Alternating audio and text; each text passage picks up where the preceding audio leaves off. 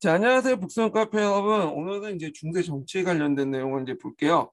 자, 1번 문제 볼게요.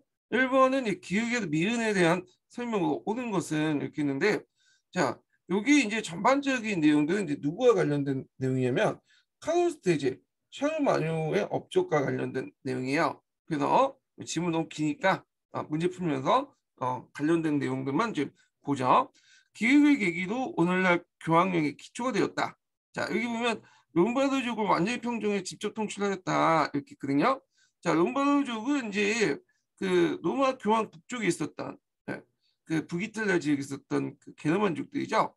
그래서 그 당시 로마 교황을 계속 공격했던 그 애들인데, 자, 이때 이제 롬바르족이 하도 괴롭히니까 그의 아버지였던 피핀이 그 당시 레벤나 지역을 여기를 점령을 하죠.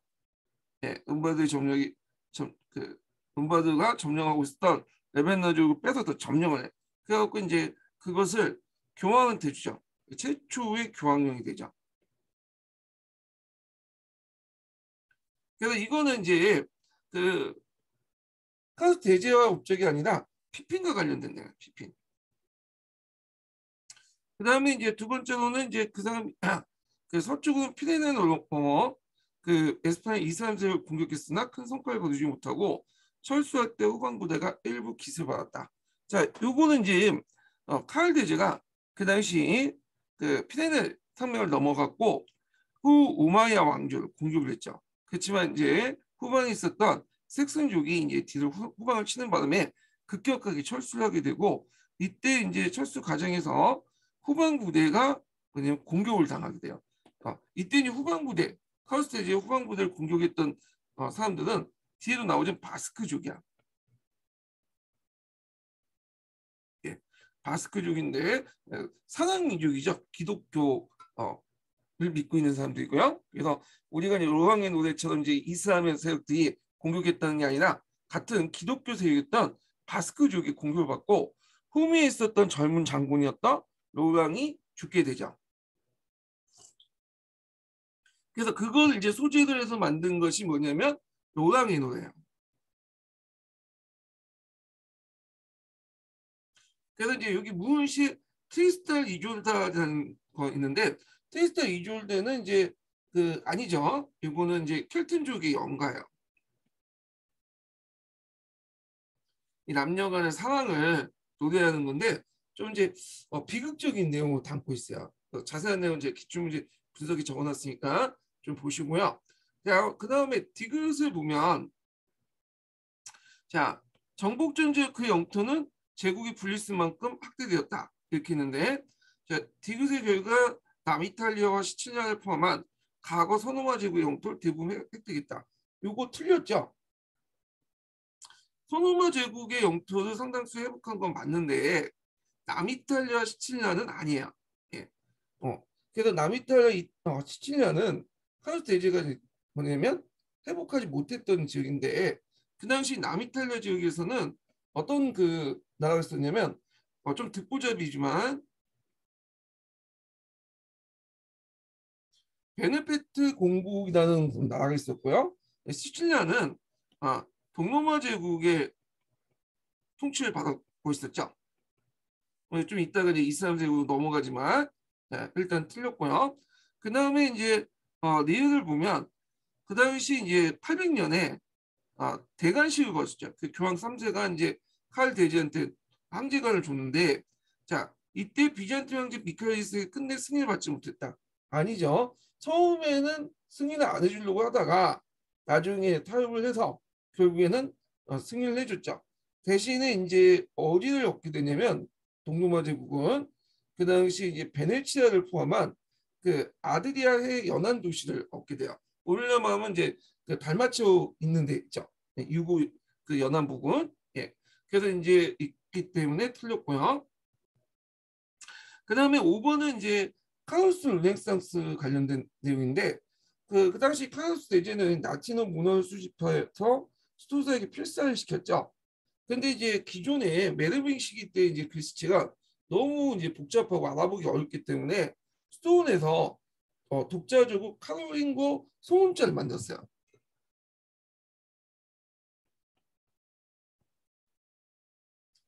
그래서 이 카놀링고 소문자가 오늘까지 쓰고 있는 그 알파벳 소문자 기운이 되죠. 예. 그래서 이제 이 소문자는 15세기 때 르네상스 사람들에게 다시 이제 뭐냐면 연구돼 갖고 재현돼서 오늘날 알파벳 소문자로 쓰이고 있다. 이렇게 보시면 돼요. 답이 5번이 되죠. 자, 그다음 2번을 보죠. 자, 다음은 유럽 연합과 관련된 진술이다. 내용을 읽고 의문에 답하시오. 자, 오늘날 유럽은 하나의 유럽을 지향하고 있다. 그것이 구체화된 것이 유럽 연합이라고 볼 수 있다. 언제부터 유럽인들이 자신의 하나의 세계에 살고 있다고 생각했을까? 그래서 서로마 제국을 멸망하고 중세에 들어와 유럽은 로마 제국의 행정 조직의 유산, 카톨릭 교회를 통한 종교 통합, 그 다음에 고대 문화의 정통에 결합되어 하나의 문화권 성장됐다. 특히 8세기에서 9세기 때 프랑크 왕국은 군사적 정보, 카톨릭 교회에 대한 지원, 교육, 문화, 산업 진흥을 통해서 유럽이 로마 제국 같은 하나의 세계인 관념을 유럽에게 심어줬다. 예. 그래서 프랑크 왕국은 그 당시 이제 우리는 그 유럽 역사에 보면 프랑크 왕국은 대개는 어디와 많이 겹쳐 있냐면 프랑스사나 독일사, 이탈리아사, 공통어 등등등 해갖고 다 이제 프랑크 왕국이 나와요. 예. 그리고 프랑크 왕국이 나중에 분열되잖아요. 동프랑크, 서프랑크, 이탈리아. 그러면서 이제 따로 이제 그때부터 교과서가 나죠. 그래서 그 프랑스나 독일, 이탈리아사의 등등 여러 유럽 여러 나라들이 공통의 역사를 한 것이 프랑크 왕국이에요. 예. 그리고 프랑크 왕국의 그 통합의 역사를 이었던 사람이 카누스 대제죠. 예. 그래갖고 이제 보통 해마다 유럽에서는 카누스 대제의 그 상을 만들어요. 유럽 통합에 크게 기여한 사람에게 줬던 건데, 자, 그럼 여기서 이 물어보고 있는 것은 이 카누스 대제의 교육, 문화, 산업, 진흥 요거죠. 그래서 요거와 관련된 역사적 용어 쉽죠? 카놀링고 르네상스야.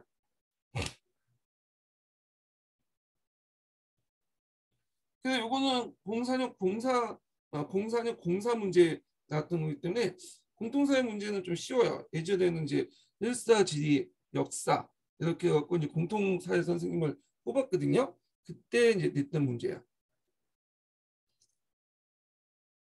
자, 그럼 전공 역사에서는 이거보다 구체적으로 좀 물어보겠죠? 예.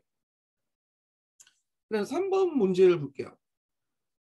자, 3번은 밑줄친 기획의 중에 니은의 배경이 되었던 그것을 쓰시오 이렇게 했거든요.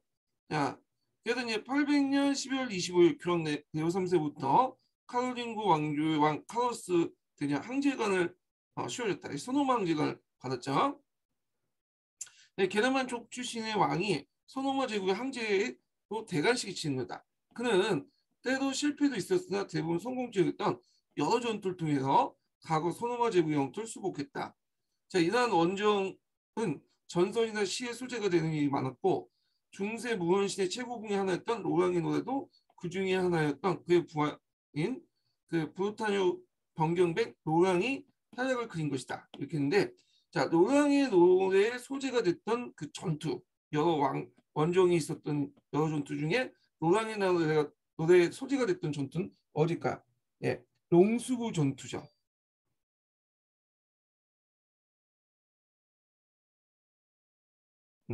그다음에 여기 원정 또는 전투라고 돼 있으니까 원정 써도 되겠죠? 예. 이거 갑자기 왜 티나요? 여기 보면 이제 이베리아 반도 스페인 원정이죠.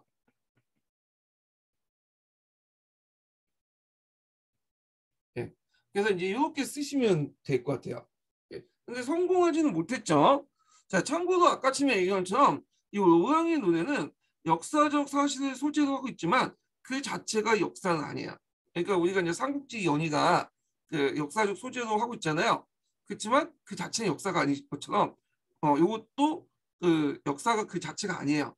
그래서 약간의 이제 허구성이 많이 개입이 되는데 여기가 이제 몇 세기 때 만들어진 거냐면 12세기 때 그 당시 십자군 전쟁 때죠. 십자군 전쟁은 기독교하고 이슬람 세력의 어떤 싸움이었잖아요. 대립구도였기 때문에 예전에 이제 기독교인들이 이슬람 교도하고 싸웠던 역사들을 한번 보니까 뭐가 부각이 됐냐면 그 당시 카를 드리지의 그 스페인 원정이 부각이 된 거야. 이베리아 원정이. 그때 이제 스페인 지역은 이슬람 세력들이었죠. 그래갖고 이제 이걸 했는데 카를 드리지는 뭐 성전호 그 기독교 세력을 대변해 갖고 이슬람 세력을 공격한 게 아니에요. 이 사람이 영토 원정을 했잖아요. 그러니까 그 이단은 그냥 한 거야. 그러니까 그 지역에 이베리아 반도 지역에 기독교 세력이 있어도 뭐 했을 거예요. 그거는 그 사람이 이슬람이든 기독교는 그렇게 중요한 게 아니라 근데 후대인들 12세기 때 사람들 입장 볼 때는 요걸 기독교와 이슬람의 어떤 대립구도 프레임으로 본 거야. 그러다 보니까 이제 이걸 성전으로 미화를 했고 그 과정에서 이제 우리가 앞에서 언급한 이 롱수부 전투 있죠. 로랑이 죽은 롱수부 전투를 누구에 의해서 이제 이뤄진 것처럼 이슬람의 그 세력들이 홍해를 공격한 것처럼 서술해 놓자. 근데 이건 잘못된 역사 사실이죠. 실제 같은 기독교였던 바스크족들에 의해서 공격을 받고 죽게 된 거야. 예. 그래서 좀 허구가 있다. 그래서 이런 것들 좀 기억을 해주시면 될 것 같아요. 예. 그래서 롱스부 전투, 뭐 이베리아 반도의 원정 이런 식으로 답을 구성하시면 될 것 같고요. 자, 하여튼 요 원정 이후에 그다음에 카를 데지는 그 당시 이슬람 세력들과의 어떤 이제 변경에 이제 그 에스파냐 변경령을 둬서 서로 이제 왕중지대로 이제 삼았죠. 예. 자, 그다음에 4번을 볼게요. 4번은 중세 유럽의 봉건제도에 대한 설명 옳은 것은 이렇게 있거든요. 일단 이제 봉건제도는 이제 중세가 이제 시작할 때부터 시작된 걸 이렇게 생각하시는 분이 있는데 그게 아니죠. 4세기 때 게르만족들의 침입 때문에 봉건제도가 형성된 것은 아니에요. 예. 그래서 이제 뭐 기원을 따지자면 카르스 대제, 은대리 제도부터 이제 출발할 수 있지만 실제 봉건제도가 이제 본격화돼서 우리가 알고 있는 그런 봉건제, 유럽의 봉건제가 형성된 거는 중세 이후에 약간 시간이 지나고 나서야. 몇 세기 때? 이 9세기 때야. 9세기 때 이제 노르만족이나 뭐 마자르족, 그 이슬람 세력들이 쳐들어왔죠. 특히 이 노르만족도 이제 쫓고 다녔는데 그러다 보니까 이제 그 당시에는 또 이제 프랑크 왕국이 붕괴됐었잖아요. 메르시에 베르쟁 조약으로 분열되고 구심체가 없었어. 그래서 힘이 약한 그 당시 이제 사람들이 좀 주변에 있는 힘이 있는 사람들에게 의탁하면서 이렇게 형성됐던 것이 봉건제도예요. 봉건제도. 그래서 이제 봉건제도는 노르만족이나 뭐 이런 여러 민족들이 쳐들어올 때 형성되기 시작했고요. 그래서 그게 이제 정착된 것은 11세기 때야. 9세기에서 11세기 이제 9세기 때 형성돼서 11세기에서 이제 정확하면 10세기 말에서 11세기 정도 이렇게 정착이 됐고요. 그러다가 이제 13세기에서 14세기 때 쇠퇴가 되죠. 예. 그래서 이제 뭐 그 당시 주종제도, 봉건제도의 상부구조인 주종제도는 중앙집권 국가가 등장하면서 쇠퇴하고 장원제도 같은 경우에는 여러 이제 사회경제적 변화 등등을 해갖고 쇠퇴를 하게 되죠. 자, 그러면 이걸 이제 배경 지식 깔고 좀 볼게요. 7세기 메르빈고 왕조 봉건제의 출현은 하기 시작했다. 아니죠. 아까 말처럼 9세기 때 형성된 거야. 카로lin거 왕조에서는 봉건 영주가 등장하면서 피라미드 신분 구조가 형성됐다. 자, 여기에서 이제 그 카로lin거 왕조 같은 경우에는 분열된 9세기 때 봉건 영주가 등장했어요. 예. 그리고 이제 요때 그 카로lin거 왕조에서 등장했던 그런 기사들 영주들도 있긴 있었지만 이 영주들과 그 다음에 9세기 이후에 이제 봉건제도가 등장한 시기 때 그 영주들하고는 관련성이 없다고 보고 있어요. 예, 일단은 틀렸고 그래서 이 시기는 9세기 이후라고 보시면 돼요. 그 다음에 3번을 보면 9세기에는 대부분 봉도가 세습화되고 봉신의 음과 상호계약을 구정했다. 여기에서 이제 왜 틀렸겠어요? 이거는 요거는 대부분 봉도가 세습됐다. 요거는 여기는 형성 배경이고 확립되기 시작한 거 얘기를 하는 거죠. 9세기 때는 봉건제도가 만들어지고 요 용토가 세습화되고 정착되기 시작한 것은 좀 뒤에 있는 11세기 때요. 그 다음에 이제 군사적 봉헌과 봉사와 조언, 경제적 부조가 봉신이 주군에게 지는 의무이다. 맞죠? 예. 그 요게 있죠. 4번. 그래갖고 이제 주군의 의무가 있고 봉신의 의무가 있죠. 그 계약을 통해서 이제 이루어지는데 주군의 의무는 봉신을 보호하고 주도 이제 봉토를 수여하고 법적인 보호를 해준 거야.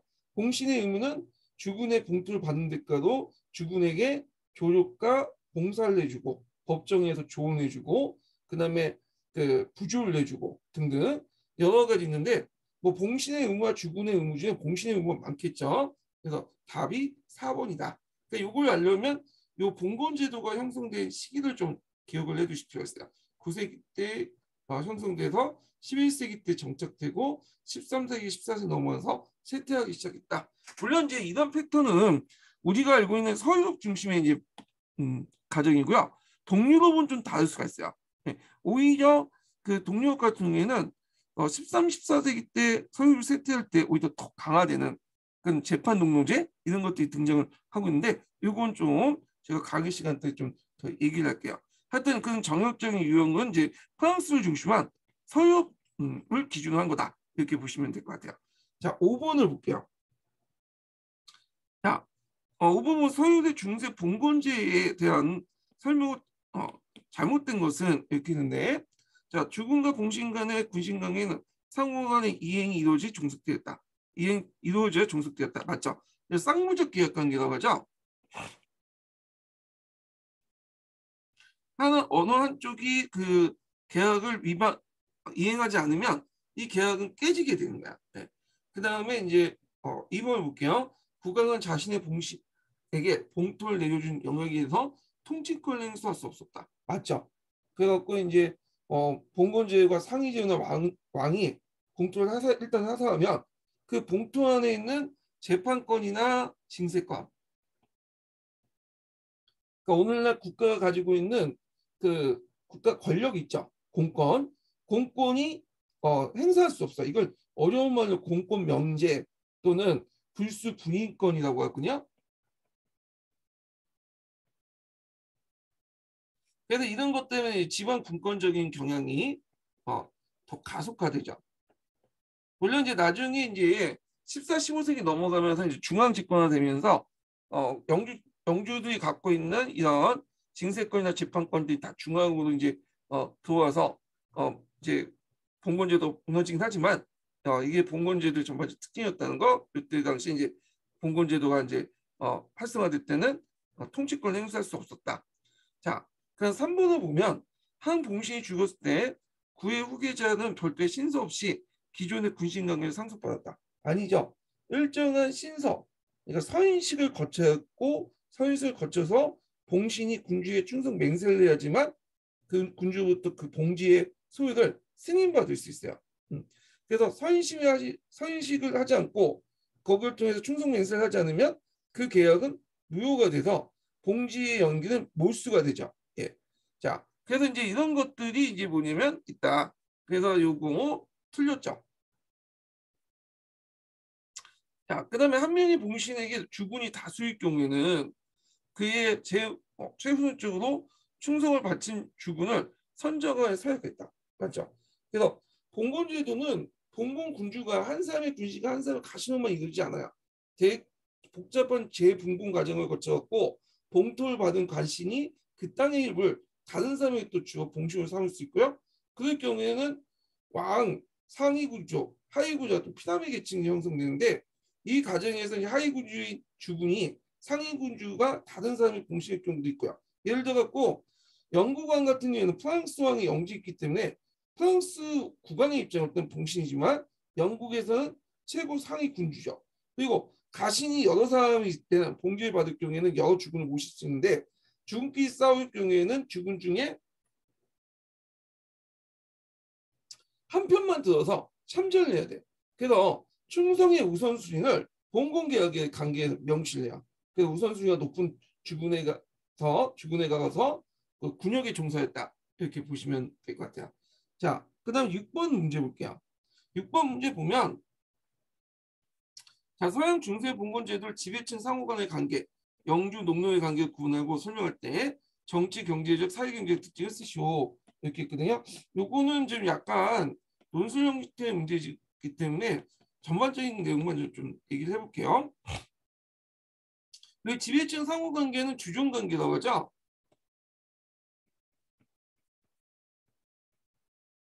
주종관계는 상호적 계약관계예요. 그 다음에 영주와 농노 사이 관계는 일방적인 지배 예속 관계예요.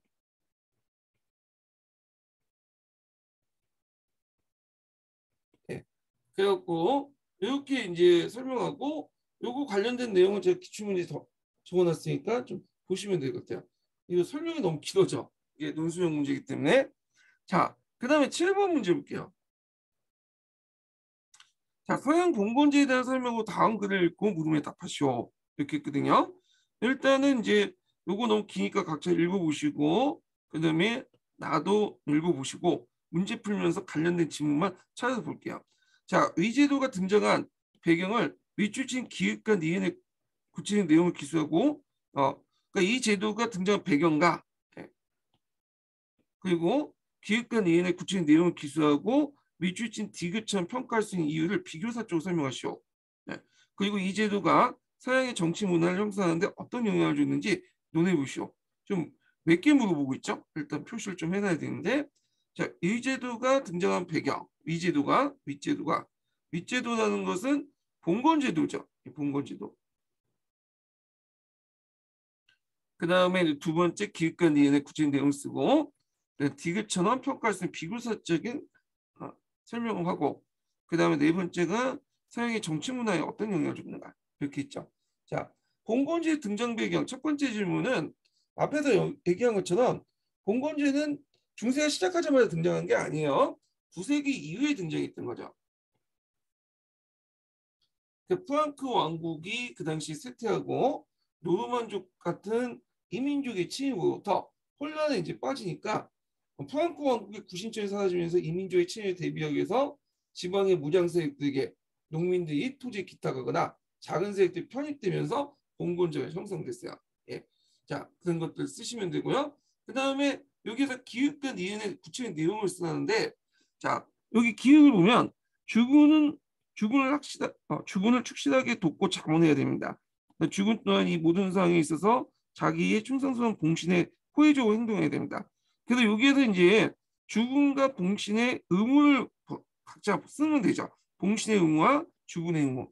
그래서 뭐 앞에서 얘기했죠. 봉신의 의무는 주군에게 조력, 봉사, 군역을 이제 주도하고 조언, 부조 이렇게 있고 그 다음에 주군의 의무는 봉신을 보호하고 분양하고 그다음에 봉투를 수여하고 정치적 후견이나 법적 보호를 해주는 거 뭐 이렇게 쓰시면 될 것 같아요. 자, 그 다음에 디귿처럼 평가할 수 있는 이를 비교사적으로 쓰시오. 자, 유럽의 봉신제는 참 뚜렷한 특징을 갖고 있습니다. 그러면 이제 요거를 비교사로 썼으니까 일단은 비교사를 서술하면 되겠죠. 일단 뭐예요? 비교는 공통점과 차이점이죠. 자, 그러면 다른 나라를 좀 비교를 해보겠죠. 일단 공통점은 뭐야? 지방분권적이다. 지방분권이 권력이 분전됐다고 말하면 좋겠네요. 권력이 분전됐는데, 자, 주나라 봉건제도는 종법을 매기는 현원적 봉건제도고, 일본의 에도막부는 중앙집권적 봉건제도인데 반해서 서양은 주군과 봉신의 쌍무적 계획관계죠. 그래서 요거 이제 비교사적 쓰면 주나라, 그 다음에 일본의 에도막부, 그 다음에 뭐 그리고 나서 이제 뭘 비교해야겠어요? 서양의 봉건제. 권력이 분산적인 것은 공통적이지만 각각의 특징이 있죠. 예. 주나라는 이제 혀를 매기도 한 거고, 요거는 중앙집권적 성격을 지니고 있고, 서양의 봉건제도는 쌍무적 계약관계다. 이렇게 뭐 답을 쓰시면 될 것 같아요. 뭐 그렇게 어려운 문제는 아니에요. 요거 뭐 중학교 수준 그냥 교과서만 읽으면 풀 수 있는 부분이고요. 자, 그다음에 이런 그 그러니까 봉건제의 영향이 후에 정치 문화에 어떤 이제 영향을 주는가 이렇게 보면 일단 지방 공권이 가속화시킨 후에 지방자치 정치 문화가 형성됐고 또 계약관계 중심의 문화는 후에 근대 사회계약사에도 영향을 줬죠. 여러분들 이제 가보시면 알겠지만 독일 같은 나라들 보면 여러 주로 구성돼 있죠. 우리나라 같은 도가 있지만 뭐 지방자치도 하는 게 또 지방자치를 한다고 하지만 일단 중앙에서 명령이 내리면 국방은 이제 지방까지 딱 나가잖아요. 근데 독일 같은 경우에는 연방 정부가 명령을 내려도 그들 따르지가 않아. 그래서 이제 교육 같은 것도 보면 연방 정부의 어떤 그 교육 과정하고 지방 정부의 교육까지 다를 수가 있어요. 그래서 너무 달라. 예. 뭐 이런 것들, 자 이런 것들이 이제 특징이다 이렇게 보시면 될 것 같아요. 자, 그 다음에 이제 7-2번 문제 보면 김교사 고등학교에서 서양의 본권제 성격을 수업 내용을 선정할 경우 역사교육 내용 성질 원리 이건 역교동 관련된 문제거든요. 세 가지 측면 내용 성질 타당성을 평가하시오. 비교사적 설명을 위해서 김교사 설명을 비교학생 특징과 지도상의 유의점을 기술하시오 이렇게 했거든요. 일단 이제 요 내용은 제가 이제 역교동과 관련된 내용인데 갑자기 사연사에 튀어나온 게 뭐냐면 이게 이제 논술형 문제예요. 10년도 2차 논술형 문제이기 때문에 사연사하고 역교동을 같이 뭐냐면 혼합해서 나타냈거든요. 그래서 이제 이걸 낸 거야. 그래서 보통 이제 역사교육 내용 선정 원리에서 세 가지 측면은 여러분도 알다시피 학문적 측면이 있고요. 학문적 측면에서는 본질적 중요성, 도구적 중요성 그런 것도 있죠. 그다음에 학습자 측면이 있고 그다음 사회적 측면이 있어요. 예. 그래서 이 관련된 내용은 제가 이제 역교훈 기출 분석 때 좀 더 얘기할게요. 그다음에 비교적 설명할 때 김교사의 선택할 때 비교사 특징과 지도상 유의점.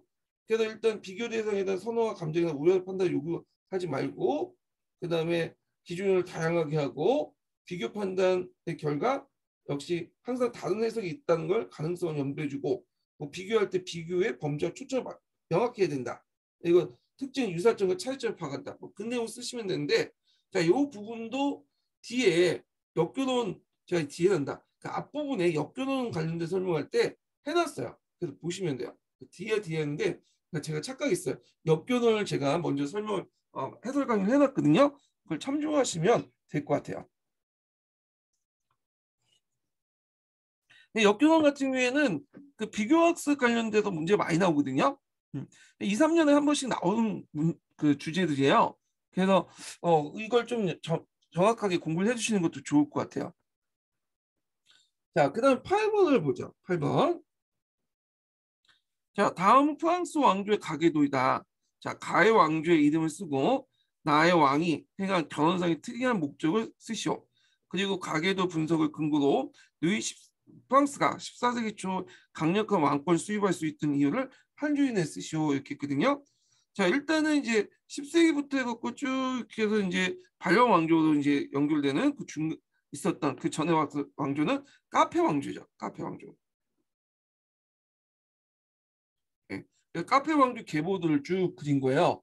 그래서 이 원래 카페 왕조는 그 이전에 서프랑크 왕국이 있었어요. 보통 우리가 그 프랑크 왕국이 분열되면서 메디션 베르쟁 조약을 맺고 막 분열되잖아요. 그래서 프랑스 지역에 서프랑크 왕국이 있었는데 서프랑크 왕국의 왕통이 단절됐어. 그래서 이제 대제후들은 그 당시 이제 서로 왕이 되려고 하니까 서로 싸울 것 같아서 그 당시 이제 왕이라는 것은 어떤 상징적 존재는 필요하고 그렇다고 너무 센 놈을 거기다 앉혀놓으면 자기한테 뭔가 자기를 속박할 것 같으니까 만만한 중소제후를 하나 꽂아넣었죠. 왕자리에. 그래서 이제 오늘날 파리 그 지역에 있던 일드 프랑스 공작이었던 유구 카페라는 인물이 있어요. 여기 유구 카페요. 유구 카페를 이제 왕으로 모셨던 거죠. 그래서 이제 이게 카페 왕조가 되는 거예요. 그래서 처음부터 이 카페 왕조는 왕권이 상당히 약했어요. 주변에 대제후들이 많기 때문에 항상 이제 눈치 보면서 이제 왕권을 유지했는데 일단 아무리 힘이 약해도 왕은 왕이죠.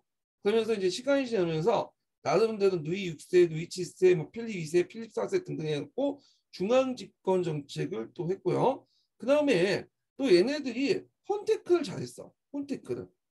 그래서 혼테크를 잘해서 이 혼인관계를 통해서 영토병합을 되게 많이 했거든요. 그걸 이해하려면 또 중세 그런 결혼제도를 좀 이해할 필요가 있어요. 보통 중세는 이제 기독교 정통에 따라서 일부일처제예요. 우리 이제 그 한국이라든지 중국 같은 경우 여기다 다첩이라고 붙죠. 예. 그 왕비난하지만 후궁들이 많잖아요. 근데 후궁이 없어. 공식적으로 없는 거야. 근데 실질적으로 후궁이 있겠죠.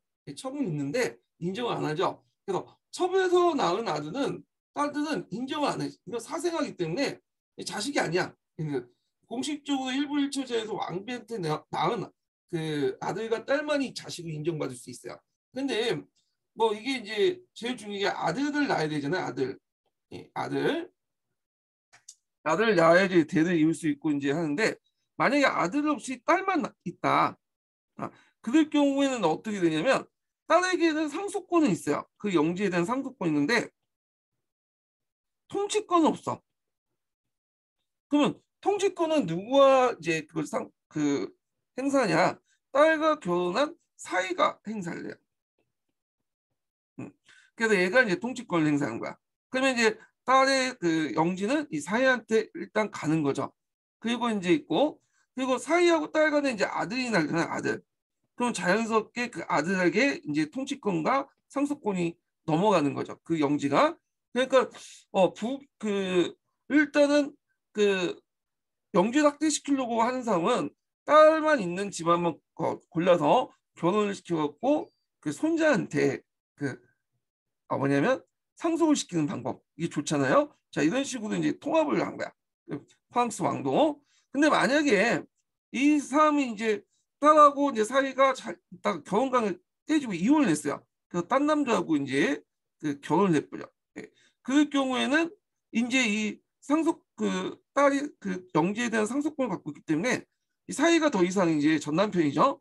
이제 그 통치권 행사할 수 없고 자연스럽게 통치권은 그 재혼한 남자한테 가는 거야. 예. 이런 식으로 구성돼 있다라는 걸 좀 기억을 해두시고요. 자, 하여튼 이렇게 이제 했던 것이 이제 뭐냐면 카페 왕조의 특징이다. 이렇게 보시면 돼요. 예. 자, 그러면 카페 왕조 여기 이름 있고 그래서 결혼의 특이성과 그 목적 그 쓰면 나왕인데 나왕이 이제 어디야? 이왕이죠. 예. 자, 요 왕은 이제 누구냐면 나왕은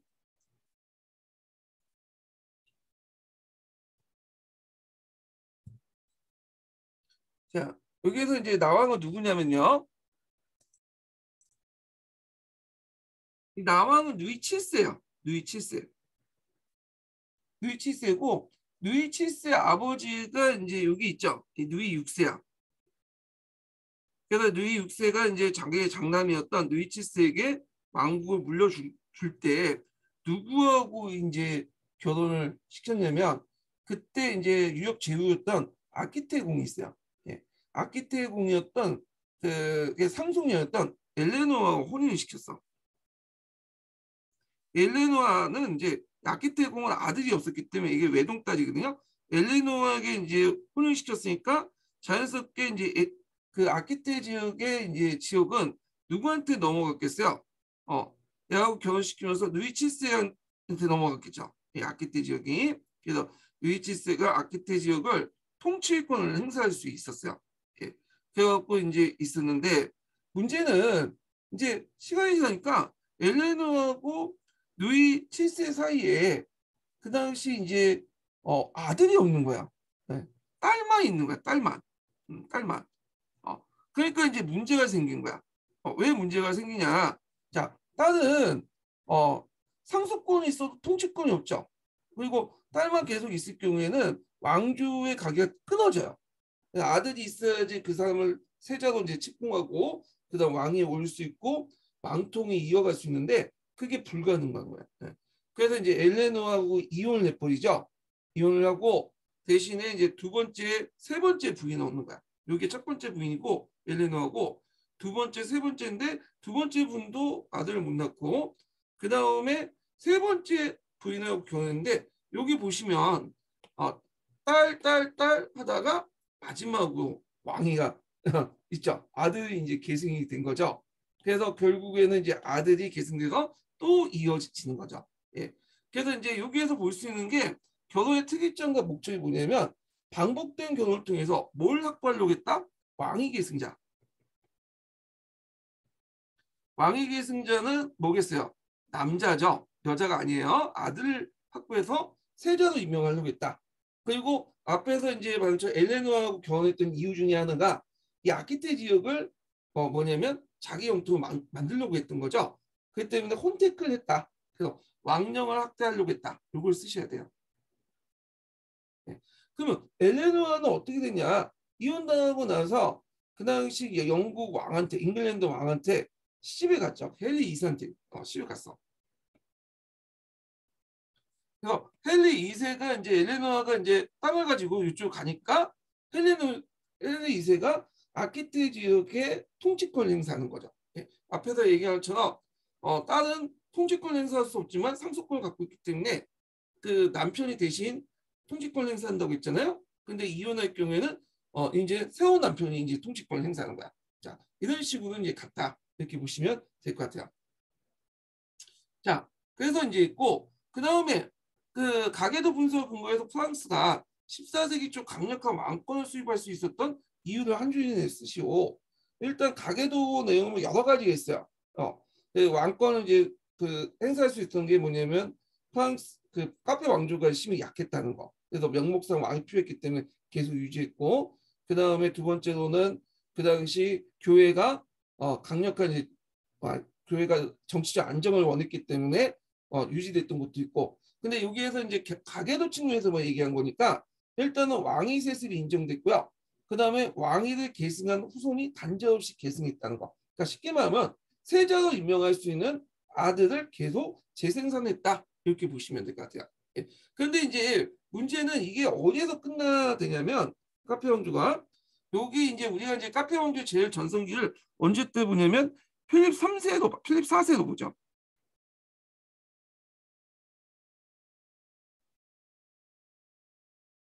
예. 필립 4세인데 필립 4세의 아들들이 전반적인 손자 제하고는 다 뭐냐면 그 아들들 많은데 그 아들들은 다 딸이야. 이 한 명 제하고는 그러다 보니까 이제 여기에서 가게가 끊어져. 마지막 왕에서 그러니까 이제 반계열적이었던 반려 왕조가 이제 등장하죠. 예. 반려 왕조도 넓게 보면 카페 왕조의 한 반계 헐적이긴 하는데 보통 이제 그 유럽에선 직계만 왕 이제 해야지 왕조가 이제 계속 이어지거든요. 반계로 이제 왕위가 됐을 때는 왕조가 바뀌어. 우리하고 좀 달라요. 우리 같은 경우 고려나 조선시대 때 반계가 있었죠. 예를 들면 뭐 선조라든지 뭐 이 사람들은 반계잖아요. 예. 그런데 이제 조선 왕조가 이어진 데만 해서 유럽은 그렇지 않았다. 이렇게 보시면 될 것 같아요. 자, 그래서 이제 이렇게 이제 보고요. 그 다음에 이제 9번을 보죠. 9번. 자, 다음 글을 읽고 물음에 답하시오. 이렇게 보면 12, 13세기 잉글랜드 사법개혁을 통해 중앙집권적 국민국가가 서서히 형성되었다. 사법개혁은 기본적으로 다양한 지역의 간섭 대신에 영국 전체에 보편적 적용될 수 있는 보통법, 코먼 룰이라고 하죠. 실시하고자 했다. 자, 그러나 이를 추진하는 과정에서 왕권은 많은 저항과 어려움을 부닥쳤다. 가장 대표적인 하나가 헨리 2세와 교회를 대표하는 캔터베리 대주교 토마스 베키의 대립이었다. 네.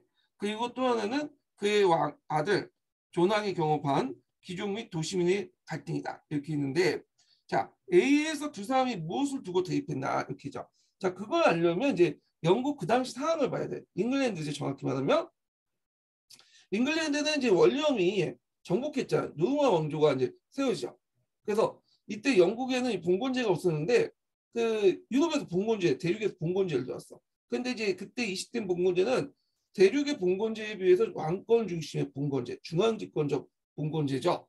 그러다 보니까 이제 처음부터 이게 왕권을 강력한 왕권을 바탕으로 해서 뭔가 통일 국가를 만들려는 노력이 이제 진행이 돼요. 헨리 1세, 헨리 2세 쭉 진행되면서 그래서 그들이 이제 지냈던 첫 번째 그 중앙집권 과정에서 제일 중요한 게 사법권이야. 그래서 그 당시 봉건 영주들이 이제 사법권을 갖고 있으니까 지방의 사법권을 왕권 밑으로 뭐냐면 예속화시키죠. 그래갖고 이제 왕실 재판을 만들고 이걸 이제 지방에 이제 순회를 하면서 재판을 하죠. 그러면서 각 지역마다 이제 독특한 간습법 같은 것도 있을 거 아니야. 간습법이나 이런 것들 모으고 해서 거기에 공통된 점을 뽑아낸 거야. 이게 이제 보통법이에요. 예. 그래서 보통법은 그 영국의 각 지역의 문화나 그 관습이나 이런 것을 초월해서 그 사람들 상당수가 공감할 수 있는, 잉글랜드 사람들이 공감할 수 있는 뭔가 상식적인 법, 이게 보통법이야. 예. 그래서 이런 보통법은 왕실 재판의 판례를 통해서 확보를 해가지고 이렇게 이제 만든 게 보통법인데, 자, 그런데 이제 이 보통법에 대해서 저항하는 세력들이 나타나요. 이거는 이제 프랑스처럼 그 귀족들이 이제 가지고 있는 재판권이 아니라, 귀족들이 권력이 약했으니까 그 당시 종교 재판 때문에 이제 대립을 하게 되죠. 교회 세력들이 종교 재판을 내세워가지고 이제 그 왕실을 중심으로 그 왕실 재판에 대응을 하게 되는데, 원래 종교 재판은 이제 주 내용은 종교적 관련된 내용이에요. 그런데 이제 사람들이 종교 재판은 되게 벌금형에서 끝나고 처벌이 가볍기 때문에 대개는 세속적인 재판보다는 종교 재판을 이제 많이 선호해요. 그래서 종교적인 것도 아닌데도 불구하고 종교적인 것도 엮어가지고 이를 엮어가지고 종교 재판을 받거든요. 그러면 종교 재판을 이제 뭐냐면 그 사람들 많이 받으면 상대적으로 왕실 재판 축소될 수밖에 없겠죠. 힘이 약해질 수밖에 없잖아요. 그래서 이제 헨리 2세가 이거 안 되겠다 해가지고 그 당시 이제 그 캐터베리 대주교, 영국의 이제 교회 최고 수장을 누굴 임명하냐면 자기 친구였던 그 당시 토마스 베켄을 임명해. 그래서 토마스 베켄이 자기 뜻대로 이제 행동을 해줄 걸 생각했어. 이렇게 임명하면 교회의 종교 재판을 좀 심히 약화시키려고 하는데, 의외로 이제 일단 그 자리에 앉으니까 또 자기가 사람 안 된다고 그걸 이제 뭐냐면 그 종교 재판을 약화시키는 거에서 상당히 반발을 하게 되죠. 네. 그래서 헨리 2세가 좀 당황했죠. 근데 이제 문제는 헨리 2세 그 측근들, 기사들이 요걸 보고 이제 가만히 놔둬서 안 되겠다 해갖고 토머스 베켓을 살해를 해버려요. 자기는 이제 헨리 2세는 물론 마음에 안 들었지만 자기 친구자, 자기 그 친구이자 또 자기의 친한 친구이자 또 총신을 토마스 베켓을 살해하니까 열받지. 그래서 이제 일단 그렇게 했는데, 그래서 하여튼 결국에는 여론에 시발려 갖고 결국에는 그 당시 토마스 베켄에 이제 죽은 것도 있으니까 또그 헨리 2세도 그거 또 자기 또 그 자기 원하지 않았지만 기사들이 와갖고 죽였잖아요. 그래서 결국에는 이제 물려나서 그 뭐냐면 뭐지? 종교 재판권을 인정해주는 그런 이제 되는데, 그래서 여기에서 이제 두 사람의 대립은 이제 뭐라고 쓰냐면 종교 재판권하고 왕실 재판권 대립, 이렇게 보시면 돼요.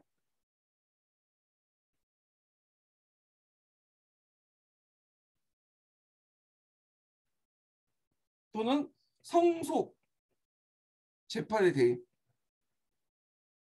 네. 성속 재판의 부인. 성은 뭐냐면 종교 재판, 속은 왕실 재판이죠. 예. 이거 좀 기억을 해두시면 되고요.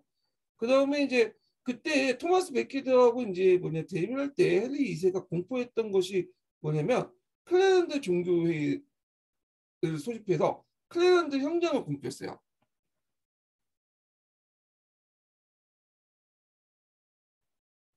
요것도 좀 기억을 해두셔야겠죠. 예. 그래서 이제 그 현장에서 성직자여도 범법 시에는 교회 법정이나 국왕 법정의 재판을 받아야 된다. 이렇게 규정을 한 거야. 그래서 이제 이거에 대해서 이제 토마스 베크트가 화가 난 거고, 결국에는 이제 뭐냐면 싸우게 된 거죠. 예. 그래서 이제 하여튼 일단은 뭐 근데 그 과정에서 또 뭐냐면 그 헨리 2세의 측근이 이제 와가지고 이제 기사들이 그 베켓을 죽이고 토마스 베켓을 죽이고 그런 이제 사정이 있었고, 결국에는 이런 식으로 해갖고 결국에는 이제 헨리 2세가 또 물러나고 앞에 연결해갖고 좀 이해를 해주시면 되고요. 그다음에 존이 이제 뭐냐면 귀족 및 도시민들과 갈등을 일으킨 거. 그래서 요때 마그나 카타 대원정을 공포하죠. 자, 요때 기본 성격이 뭐냐? 일단 요거는 이제 기본적으로 마그나 카타는 봉건적 귀족들의 특권을 인정해 준 거야. 귀족들이 가지고 있는 특권적 권리를 인정한 봉건문서야. 봉건문서. 예, 봉건문서. 그러니까 이제 요게 원래 우리가 이제 3대 그 현장이라고 하잖아요. 근데 근대적 문서라고 생각할 수 있지만 실제로는 봉건 문서였다. 이걸 알려면 영국의 법 체계를 좀 알아야 돼요. 그래서 영국은 미국처럼 이게 성문화된 헌법이 없어요. 헌법 역할을 주로 뭘 하냐? 예전부터 내면 헌장이나 관례, 판례, 당대 상식 이런 것들 재해석해갖고 재판에 인용하고 그 다음에 헌법으로 이제 뭐냐면 사용하고 있거든요. 그래서 영국 같은 경우에는 성문화된 헌법이 없고 그 대헌장, 권리청원, 권리장정 같이 예전부터 내왔던 헌정 문서를 가지고 그때그때마다 뭐냐면 해석해갖고 재해석해갖고 사용하게 돼요. 원래 대헌장은 그 당시 이제 그 봉건적 그 문서에 불과했고 거기에 나온 자유인이라는 뜻도 원래는 이제 그 봉건 귀족이나 성직자 그런 이제 특권층만 이제 한정돼서 처음에 지칭했지만 시간이 지나면서 시민사회가 형성되고 하면서 이런 식으로 자유인의 범위가 성직자 계층과 귀족 계층 외에도 평민층까지 확대돼요. 그래서 이 원래 마그나카타 의도와 다르게 평민의 권익을 보호하는 문서 재해석되었다. 그렇게 좀 보시면 돼요. 그렇지만 기본적인 성격은 공공기조의 특권적 권리를 인정한 봉건적 문서였다. 이렇게 보시면 되고요.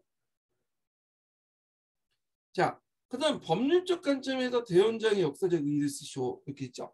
여기 이제 단서를 둔 게 이제 조건을 둔 게 법률적 관점인데, 자 법률적 관점에서는 이제 어떻게 써야 될까? 간단히 쓰시면 돼요. 영국의 입헌 정치의 기초가 되었다.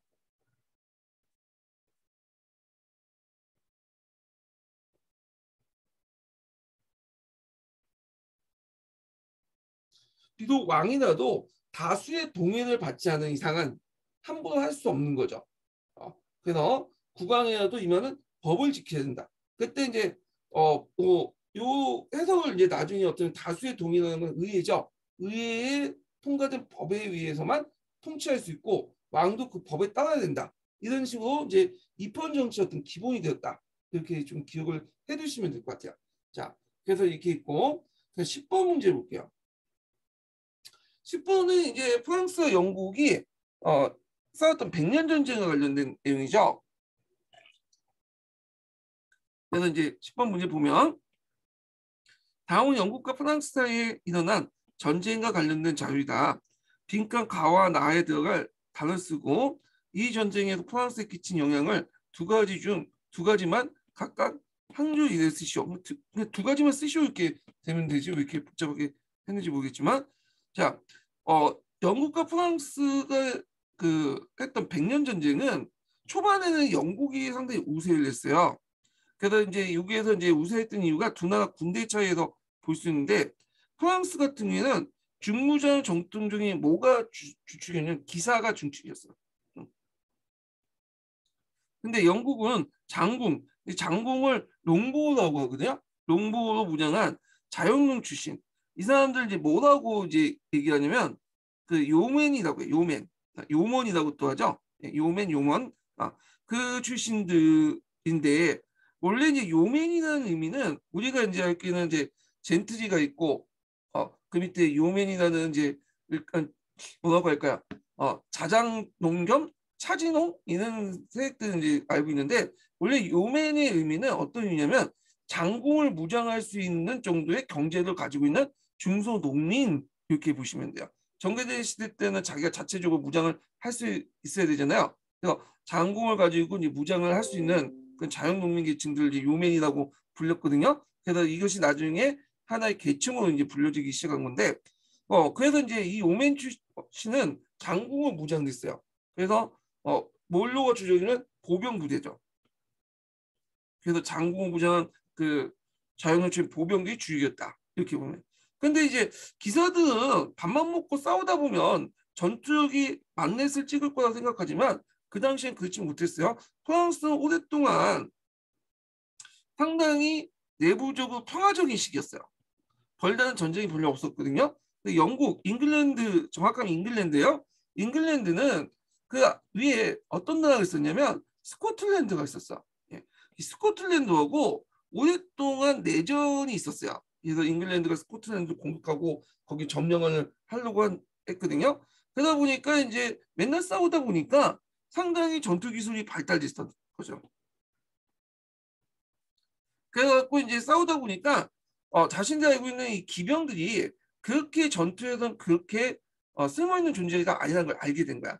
그래서 이제 보병 중심으로 바뀌고 장군을 이제 배치해갖고 그 장군실 보병을 배치해갖고 먼 거리에서 기병을 쓰러뜨린 다음에 그리고 쓰러지면 기병이 한번 쓰러지면 무거운 이제 그 갑옷 때문에 일어나지 못하거든요. 왜냐하면 얘네들이 경보병 기마병이 아니라 중무장한 기마병이야. 그러다 보니까 쓰러지지 못하니까 그래서 쭉 달려가고 이제 그 뭐라 그러죠? 투구 있죠. 투구를 벗기고 거기에서 이제 그 안에서 차가 꽂고 도끼로 때려치고 여기서 죽이는 방법이야. 그런 식으로 해서 이제 영국군이 프랑스군을 격파를 해요. 초반 때 뭐 크레시언트나 이런 데서 이제 뭐냐면 이 영국군이 프랑스의 이제 그런 기사병들을 격파하거든요. 근데 이거는 이제 초창기 때 얘기고 나중에 시간이 지나면서 이제 프랑스군도 이제 영국과 싸우면서 이제 다시 뭐냐면 리셋을 하죠.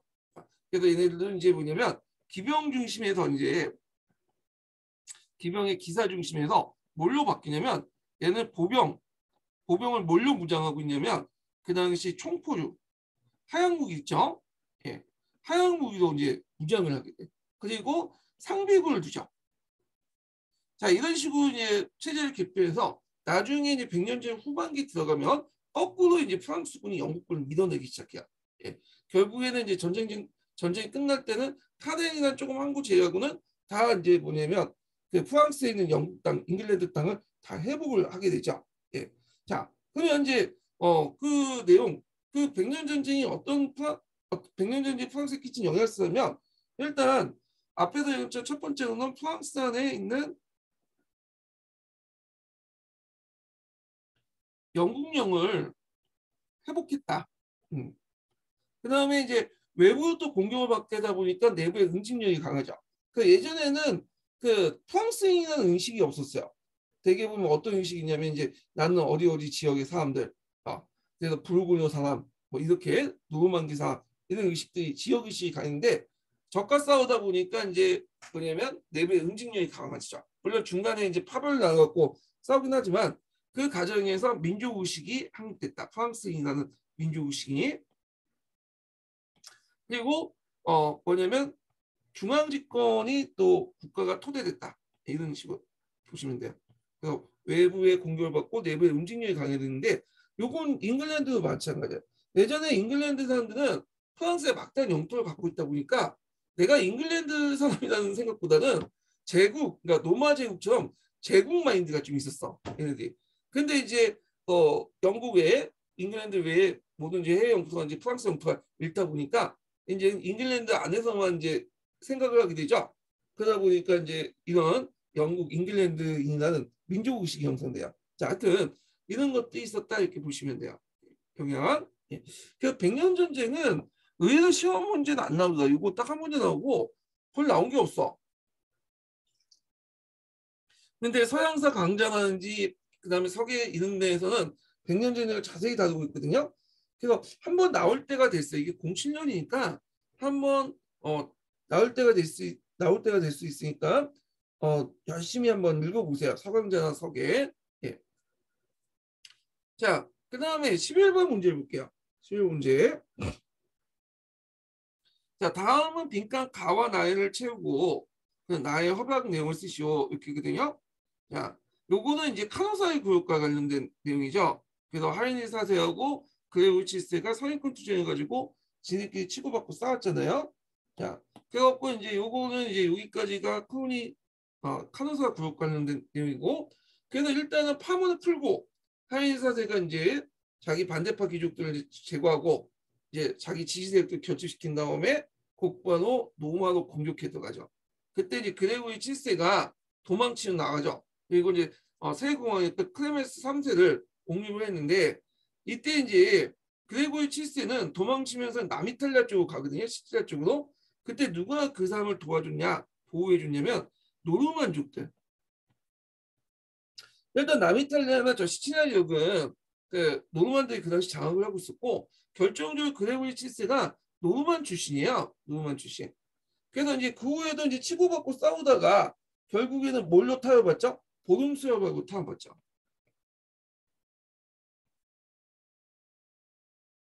그래서 일단 이제 이렇게 이제 보시면 되고 가는 노드만 그다음에 보존설명. 그러면 이제 보존설명의 내용이 뭐냐? 자, 이거는 이제 앞에 있었던 영국이나 프랑스의 이제 타협하고는 거의 비슷한데 주요 내용을 보면 보통 이제 독일 같은 경우에는 성직자 제도들이 많았어요. 영국과 프랑스도 있었지만 특히 독일이 많았어. 예. 그래서 성직자 제도도 있었는데 성직자 제도는 뭐냐면 성직자이면서도 그 당시 이제 황제라든지 상위 군주부터 영토를 받아서 봉주를 받아서 그 밑에 제후가 되는 거야. 예. 그러니까 성직자 제후를 누가 임명하냐면 그 당시 세속 권력도 임명했거든요. 봉투를 받은 대가로. 근데 이걸 분리시켰죠. 그래서 성직자 제후 경우에는 성직자는 누가 임명하는 거야? 이 교회가 임명하는 거고 제후는 누가 임명하는 거야? 세속 군주. 여기에는 이제 본설박 같은 경우 황제가 주체니까 황제가 임명하겠죠. 황제가 임명하는 거야. 이런 식으로. 그래서 만약에 이제 이렇게 있고 성직자 임명을 받은 다음에 황제한테 충성을 맹세를 하고 신설을 하면 황제가 이제 제우스 임명하는데 황제가 거부할 수 있어요. 얘 싫다고. 그러면 성직자 제우는 자기가 이제 가지고 있는 영지를 황제한테 다시 돌려줘야 돼요. 예. 그런 것들이 주 내용이고요. 그 다음에 이제 또 하나가 뭐냐면 독일과 프랑스와 영국이 없는 독일만에 있는 건데 만약 수도원장이라든지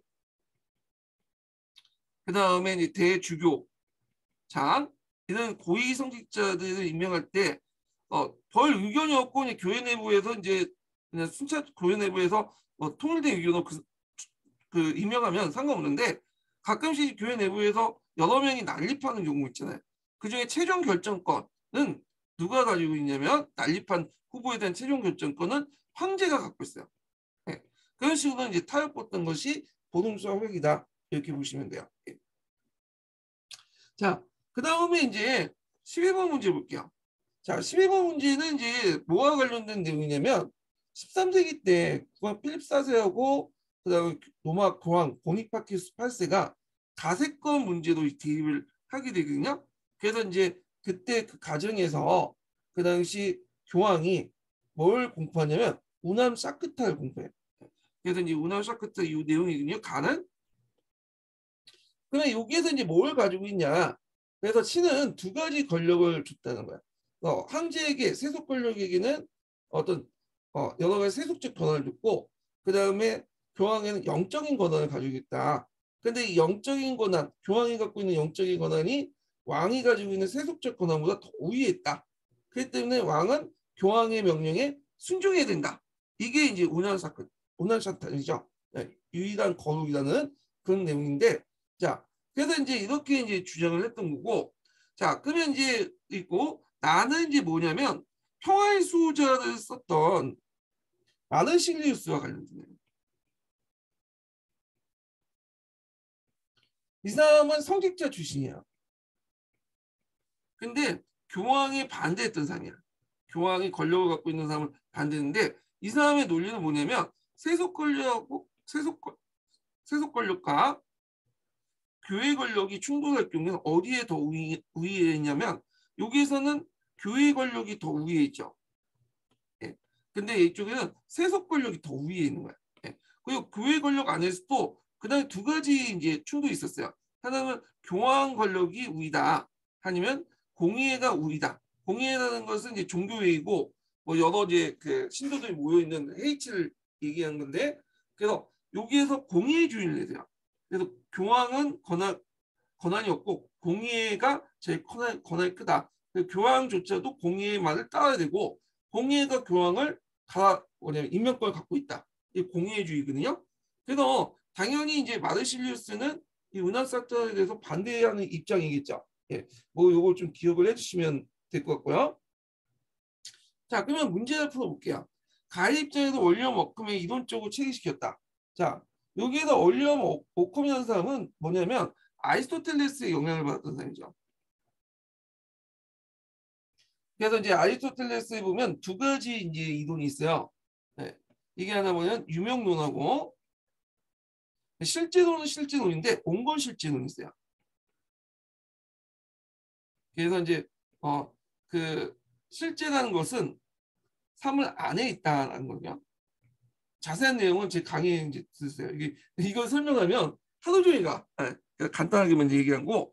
유명론이라는 것은 실제라는 건 존재하지 않고 추상이라는 것은 단순히 사물의 개별의 합에 불과하다. 이렇게 이제 주장하는 사람이야. 이 사람. 그래서 이제 유명론자인데, 자, 이 유명론자들 입장 볼 때는 그 운하샤탈론이 말도 안 되는 소리 나가는 거죠. 왜냐하면 이 운하샤탈 이론의 좀 바탕이 됐던 게 뭐냐면 그 당시 스콜라 철학이었거든요. 이 스콜라 철학이 아퀴나스가 이제 완성을 했잖아요. 그래서 그때 이제 실제로는 이제 온건 실제론가 이 온건 실제론은 아리스토텔레스 철학이죠. 그 다음에 개념 실제론을 이렇게 주장을 해요. 개념 실제론 플라톤이 주장을 바탕한 거예요. 그래서 온건 실제론 실제가 안에 있다면 개념 실제론은 실제가 밖에 있는 거야. 사물 밖에. 그래서 계멸 속에 있는 이성을 통해서 신의 의지를 알 수 있고 그다음 밖에 있는 신앙을 통해서 신의 의지를 알 수 있다. 그래서 신앙과 이성의 조화를 내세웠죠. 그래서 이제 있는데 이에 반해서 원룡워크는 유명론을 내세워서 단순히 추상적인 그 말들은 단순한 개별의 합에 불과하고 그 다음에 종교와 그다음 철학은 분리시켜야 된다. 종교를 가지고 철학을 설명하지 안 된다. 그래서 이제 이런 입장에 볼 때는 이제 뭐냐면 교황의 어떤 이런 그 주장했던 오나샤타가 약간 이제 코드가 안 맞는 거죠. 예. 그래서 이 체계화됐던 건 말도 안 되는 거고. 예. 자, 그 다음에 이제 있고 2번을 보면 가해반포에서 가열된 고속 교와 속 그러니까 이제 교황의 권력과 세속 권력의 투쟁의 결과 교황권의 성장이 가속화됐다. 아니죠. 그래서 이제 운하샤타 차크탑, 그러니까 운하샤타를 발표한 이후에 필립 4세는 보니파키우스 8세를 이제 제거하려고 했어요. 그래서 이제 자신의 신복이었던 노가레를 시켜서 이 아나니를 공격하죠. 아나니에 이제 보니파키우스가 이제 머물고 있었는데 거기에 이제 공항을 습격해서 사로잡았죠. 물론 이제 여론의 반대 때문에 교황을 다시 풀어줘요. 그렇지만 이 사건 이후 그 교황이 이제 뭐냐면 권위가 확 떨어지죠. 예.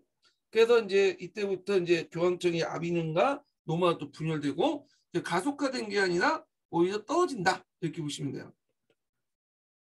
그래서 3번을 보죠. 나의 주장에서 15세기 할바에 전개했던 공의주의 이론적 토대가 있다. 맞죠? 그래서 3번. 마르시리우스는 그 뭐냐면 공의주의자다 이렇게 보시면 돼요. 예, 공의주의. 그래서 이제 있고 그래서 우리가 이제 잘 알고 있는 콘스탄트 공의에도 공의주의를 바탕으로 한 거야. 그 다음에 이제 나의 주장에 대항해서 보니파키우스 8세는 신정 정책을 강조한 교서를 발표했다. 이게 틀렸어요. 왜냐면 시기적으로 안 맞아. 자, 교황이 신정 정책 강화 교서를 발표했던 건 1301년이죠. 그리고 그 원인은 앞에 이제 필립 4세의 그 성직자 가세권 문제 때문이야. 네. 근데 나의 마르시리우스의 마르시리우스가 파에서 평화 수호론을 이제 수호자를 이제 공포한 것은 1320년인가 그래요. 그러니까 이거는 뒤에 일이야. 뒤에. 그러니까 이제 이거는 틀렸다. 예. 그다음 가해 주장은 아리스토텔레스 사상을 나의 주장을 아우구스트 사상을 각각 그 철학적 기초 삼았다. 이렇게 했는데 자 앞에서 얘기했처럼 요 가해 주장 아리스토텔레스 철학을 바탕으로 한 것도 있죠. 그렇지만 플라톤 철학을 바탕으로 한 것도 있죠. 아까 온건 실제로는 아리스토텔레스 그다음에 개념 실제로는 플라톤이죠. 아까 얘기했처럼 이게 스콜라 철학, 아퀴나스 철학을 바탕으로 했기 때문에 그런 거고 그다음 나의 주장은 아우구스틴 사상을 각각 그 개별적인 기초를 삼았다. 이렇게 했는데 자 나의 주장에서 강조되는 것은 뭐냐면 보편교회보다는 프랑스의 개별교회를 강조했어요. 이 사람은. 마르실리우스가 이제 프랑스 사람이에요. 갈리칼리즘의 이제 선구주자라고 이제 하고 있는데 이 사람은 이제 그 개별성을 강조하다 보니까 플라톤 철학처럼 개념 실제를 바탕으로 아우쿠스 사상이 맞지가 않아. 네. 오히려 이 사람은 아리스토텔레스의 유명론과 맞죠.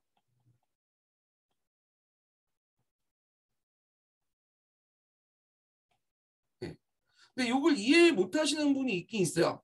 왜냐하면 이걸 알려면 먼저 이제 그 중세 철학부터 해서 고대 철학까지 그러니까 플라톤, 아리스토텔레스에서 플라톤의 영향을 받은 뭐 그 교부 철학, 그다음에 아리스토텔레스 철학의 영향을 받은 스콜라 철학 이렇게 해갖고 또 이걸 설명을 해야 돼. 복잡하게. 그거 안에서 이제 보편 논쟁도 설명하고 있는데 하도 복잡하거든요.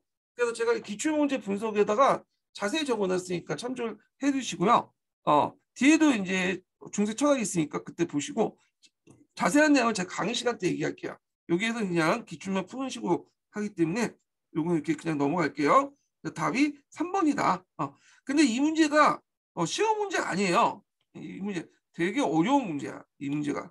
네. 그래서 그렇지만 이제 일단 문제가 나왔기 때문에 공예주의라든지 그 다음에 각각의 이제 여기 운한 사탄 있죠. 요것도 뒤에 나왔죠. 그 다음에 이제 그 보니파큐 스파이스하고 필립사스의 대입 이것도 뒤에 나왔어요. 시험 문제 또. 자, 요거 중심으로 기억을 해두시면 좋을 것 같아요. 자, 그 다음에 이제 13번 문제 넘어가는데 제가 이제 넘어가기 전에 첫 번째 인증번호 알려드릴게요. 첫 번째 인증번호는 첫 번째 난다. 어차피 이거 게릴라 특강이니까 자, 몇 번 까먹네.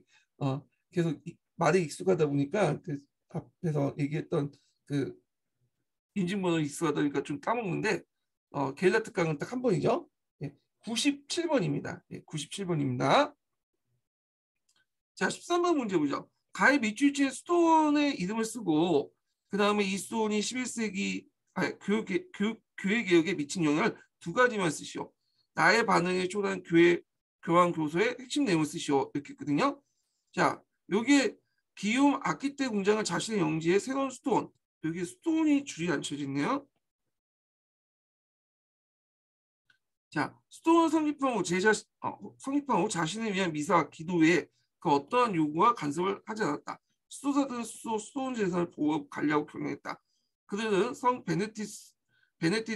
베네티투스 계열을 엄격하게 준수하고 엄숙한 공동생활을 지향했으며 스스로 스톤장을 선출했다. 스톤장은 유럽 각지에 설립한 많은 분원을 감독했다. 이렇게 했는데 자, 여기는 크로니스톤이죠.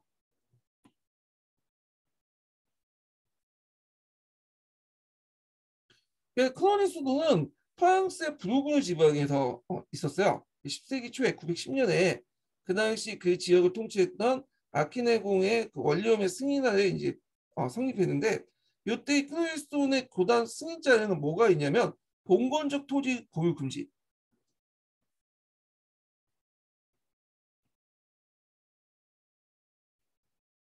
그러니까 그 당시 이제 교회나 스톤에 토지를 많이 줬거든요. 제후들이. 근데 왜 줬겠어요? 그 토지를 주는 데가 자기 신하들 삼는 한 거야. 그 성직자들. 근데 이것을 이제 금지시키고 너희들이 뭐 토지를 주는 거는 받겠다. 그렇지만 그걸 가지고 나를 신하로 삼지 마라. 그리고 이제 신하를 삼으면 또 어떻게 보면 자기가 임명권을 갖고 있는 거죠. 그러니까 이제 그런 걸 거부하겠다는 거야. 그래서 토지를 공건적 토지를 보유 금지하면서 당연히 이제 성직자를 수수 임명하게 되는 거죠. 이제 제후도 임명하는 게 아니라 그래서 수원장을 앞에서 얘기한 것처럼 누가 임명해요? 선출하는 거야. 수사끼리 모여서 그 다음에 크로니스톤에서 끝나는 게 아니라 그 영향을 받은 많은 스톤들이 그 밑에 들어가서 또 활동을 해요. 그래서 여러 이제 스톤들이 있어. 크로니스톤 개혁운동에 동참한 한 2,000개 정도 됐다고 그래요. 이때. 그래서 이제 우리가 이제 앞에서 얘기한 그레고리 7세 같은 사람도 이 그 크로니 스톤 출신의 교황이죠. 개혁 교황으로서 이제 있고 그 당시 이제 교회에서 이제 자정 운동이 있었는데 그 뭘 했냐면 성직자 매매 금지나 성직자 혼인 그 다음에 이런 것들을 이제 하려고 했다 이렇게 보시면 될 것 같아요. 그래서 이제 이 스톤이 11세기 때 교회 개혁에 미친 영향을 쓰시오. 그러니까 네오 구세던 개혁 고향들 개혁 고향 반이 안 나네. 개혁 교황 등이 성직자 혼인이나 성직매매 금지, 추기경 임명권 장악, 그 다음에 또 유럽 내 교황이 입법권과 사법권을 장악해서 영도적 지위를 확립했다. 이렇게 쓰시면 될 것 같아요. 이때 이제 입법권과 사법권이라는 건 뭐냐?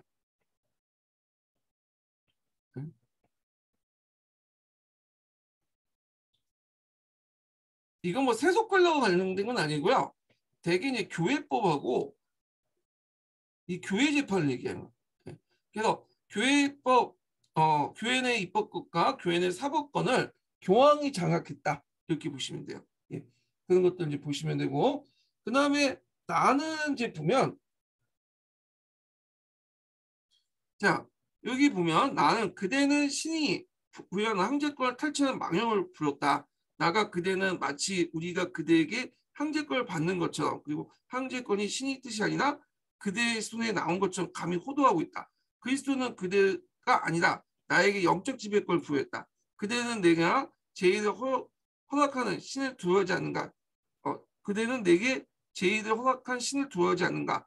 나 하인이는 모든 주교와 함께 그대에게 엄숙히 먹는다. 태희하다. 하인이는 누굴까? 이건 독일 황제였던 하인 4세를 얘기하죠. 여기서 태희의 대상은 누굴까요? 태희의 대상은 그때 그 대형했던 그레고리 7세를 의미해요. 예. 자, 그러면 하인 4세가 왜 그레고리 7세한테 물러나라 이런 식으로 얘기를 했냐면, 그 전에 이제 하인 4세 그 그레고리 7세의 조치를 좀 봐야 돼요. 그레고리 7세는 어떤 생각을 갖고 있었냐면, 그 당시 이제 이걸 얘기하기 전에 그레고리 7세 이전에 중세 초기 때 그 인식을 좀 볼 필요가 있어요. 그 초기 때 인식은 이제 뭐냐면, 이걸 좀 설명하면, 이걸 좀 보면서 설명할게요.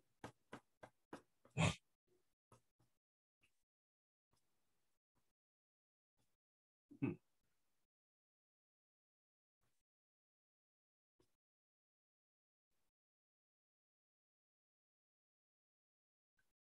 그레고리 7세는 종전의 왕권을 하늘로부터 위임받던 왕정 신수를 방박하고, 베드로 계전 교황이 황제도 가난하고 때에 따른 파문과 폐해도 처했었다고 생각했어요. 예. 그래서 이제 예전에는 왕정 신정술이라는 게 있었어요. 이것도 교회가 만드는데, 교회가 이제 세속 권력의 보호를 받기 위해서 만든 거야. 그래서 왕의 권력은 신으로부터 위임받은 거다. 그래서 이 신을 위임받고 모든 그 시민들은 왕한테 예속되어 그에게 이제 보호를 받아야 된다. 뭐 그런 논리예요. 그리고 이제 왕은 일종의 목자다. 그리고 나머지 이제 양들이고요. 그러니까 양들을 처분할 수 있는 권리도 있죠. 그러니까 양도 그 안에 이제 교황도 있을 수 있고, 이제 성직자도 양이니까 교황이나 성직자를 처분할 수 있는 거잖아요. 자, 근데 이에 반해서 교황은 그레고리 7세는 다른 식으로 생각을 했어. 왜냐하면 교황이 베드로의 후계자고, 당연히 교황은 그 하나님의 명을 받았기 때문에, 예수님을 대행하기 때문에 이 사람이 이제 목자가 되는 거야. 우리가 기독교 이제 가보면, 교회 가보면 그 예수님 목자도 표현하고, 그 밑에 신자들 양을 표현하잖아요. 그냥 목자야. 그리고 뭐 나머지 사람은 양이 되는 거야. 그러니까 이 양 안에는 뭐가 있어요? 황제도 있어. 황제도 일개 양에 불과해. 그러니까 목자가 양을 죽일 수도 있고 살릴 수도 있는 거예요. 그러니까 교황이 뭐냐면 양이나 황제를 처분할 수 있고 폐위시킬 수 있는 거죠. 이런 식으로 이제 뭐냐면 공포하니까 그거에 반발해가지고, 너가 감히 겉대가리 없이 날 폐위시키냐 하면서 뭐냐면 싸움이 일어난 거야. 예. 그래서 이제 요거는 이제 뭐냐면, 그 앞에서 이제 그 그레고리 7세가 황제도 폐위시킬 수 있는 권한이 나한테 있다라고 선포하니까, 그거에 대한 반발 차원에서 뭐냐면 그 이 나라는 그 사조를 이제 나에서 사조를 그레고리 7세가, 아니 하일사세가 그레고리를 퇴위시키라고 이제 나가라고 이제 요구를 한 거죠. 예. 그래서 그레고리 7세가 교황권에 관한 규정을 만들어 교황에게도 황제를 폐위시키는 권한이 있다고 선포하고, 그래서 이거에 대해서 이 나사순 이사선을 방박하기 위해서 나온 거다 이렇게 보시면 돼요. 예. 그래서 결국에는 이제 누가 이겼냐? 하일 4세가 이제 결국에는 국내 문제 때문에 국내 반란이 일어나니까 또 파문에 처해지고 하니까 한번 물려놨죠. 그래서 그레고리 7세에게 이제 가서 뭐냐면 그 고개 숙였죠. 그게 카노사 구역아니에요. 그렇지만 카노사 구역 이후에 다시 이제 국내 들어와서 반대파를 제거한 다음에 힘을 모아갖고 그레고리 7세를 공격해서 쫓아내버리고 새로운 황제를 세웠잖아요. 황제 교황을 세웠잖아요. 그래서 이제 이런 과정을 겪게 되었다. 이렇게 보시면 될 것 같아요. 자, 그래서 이제 이렇게 있고, 그 다음에 이제 14번 문제 볼게요.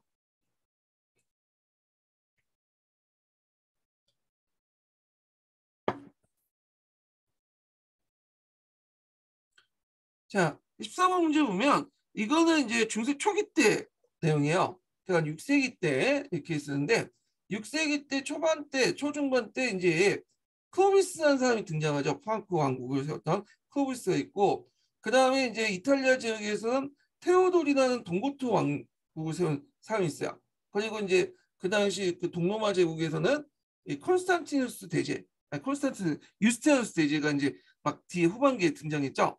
그래서 이제 이런 이제 시기였는데 이렇게 볼게요. 자, 기흥, 니은, 디귿에 들어갈 명칭을 순서대로 쓰고 니은을 가능케 한 정책을 한 가지 쓰시오. 이렇게 그네요.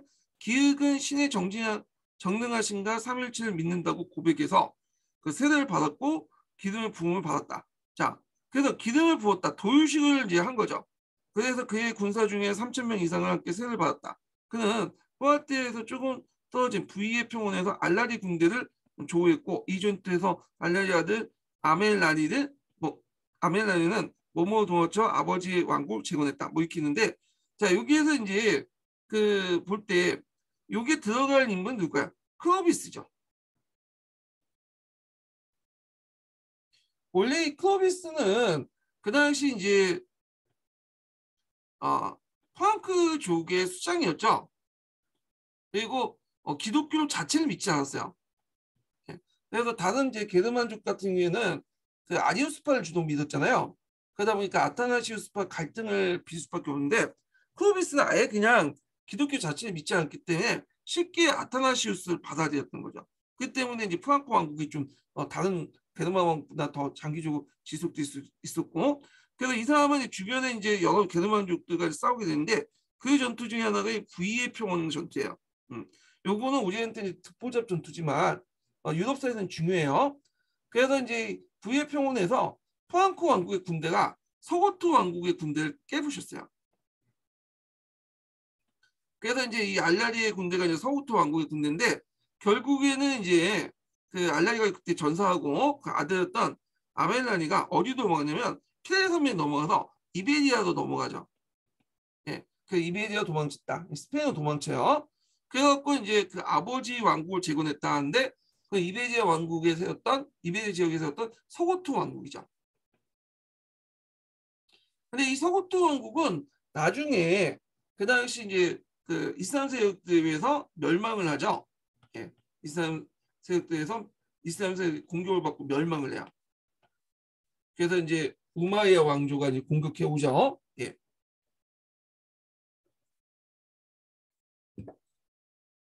그 기억에 들어갈 것은 클로비스.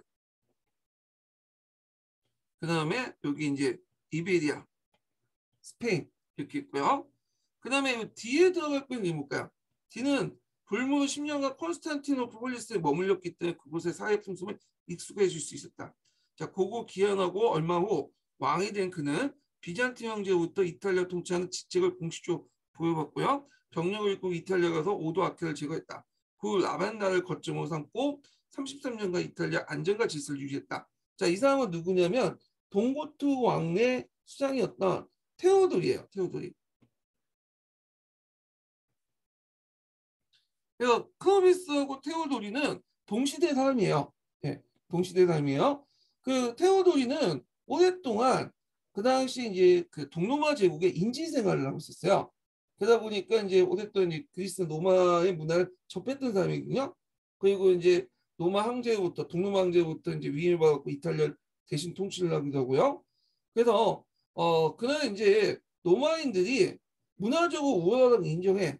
그래갖고 군사적인 것은 자기가 이제 간장하지만 나머지 행정이나 문화나 뭐 이런 것들은 다 로마 관리들이 맡겼어요. 그래서 그 당시 이탈리아 반도 내에서 고투족의 문화하고 로마 문화가 공존할 수 있는 길을 열어놨죠. 예. 그래서 여기에서 이제 이해를 가능케 해서 안정과 질서를 유지했던 것은 뭐냐? 테오드는 군사만 장악하고 행정은 종래 노마 관리되게 맡겼죠.